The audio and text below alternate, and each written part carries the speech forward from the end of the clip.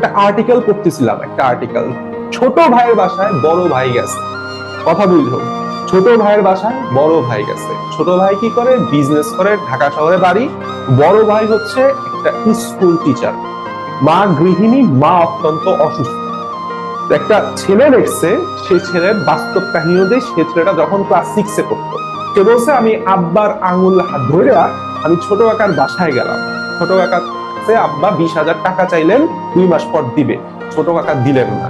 তখন দেখলাম আমার আব্বার মুখ লাল হয়ে আসতেছে, কিন্তু আব্বা তখনও হাইসে খেলে টোটাল মানে কনসিকুয়েন্সটা সামাল দিল। আচ্ছা, সমস্যা নেই, পরে দেখা যাবে। আমরা বের হয়ে আসলাম এবং আমার দেখলাম যে আমার বাবা খুব কাঁচুমুচু হয়ে অবস্থান করতেছে। তাদের বাসাটা খুব পরিপাটি, নিট অ্যান্ড ক্লিন, কিন্তু আমার আব্বার পাঞ্জাবিতে হয়তো একটা দাগ লাগছে, ঝোলের দাগ। আম্মা খুব সুন্দর করে কাইটা দিছে, কিন্তু দাগটা আসলে উঠাইতে পারে নাই।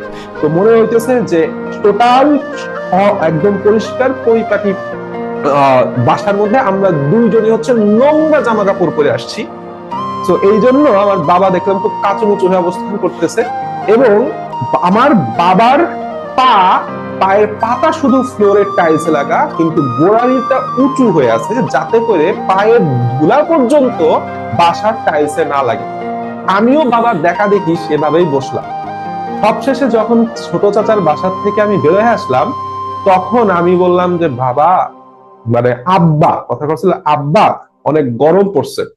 আব্বাই বলল যে কিছু খাবি, ঠান্ডা খাবি? আমি বললাম খাবো। তো আব্বা কি করে নিছে, কনসিকুয়েন্সটা বুঝবো। আব্বা কিছু দূর যায় একটা বাজার পাইছে, বাজারের পাশে দেখবা ভ্যানের উপর লেবুর জুস বিক্রি করে। লেবুর জুস বিক্রি করে, আমাদের হলের সামনে বিক্রি করে, আমরাও খাই মাঝে মাঝে। তো ওইটা হইতেছে তাকে কিনে দিছে 10 টাকা করে। সে বললাম কোন একটা কনফেকশনারিতে যায় 20-25 টাকা কোকা কোলা মোজো কিনে দিতে পারে নাই তার ছেলেকে। তুমি চাও না যে তোমার তোমার ছেলের অবস্থা এরকম হোক। কথাটা বুঝতে পারছো? তো তুমি কেন পড়ালেখা করতেছো এটা খুব মনের মধ্যে ঢুকায়ো। তুমি যদি এটা না বুঝতে পারো, জীবনেও তোমার দ্বারা পড়ালেখা সম্ভব না। আর তুমি যদি এটা বুঝতে পারো, তুমি যত উইক স্টুডেন্ট হও না কেন ভাই, তুমি পড়ালেখা করো আর না করো, তুমি সাকসেসফুল হবে।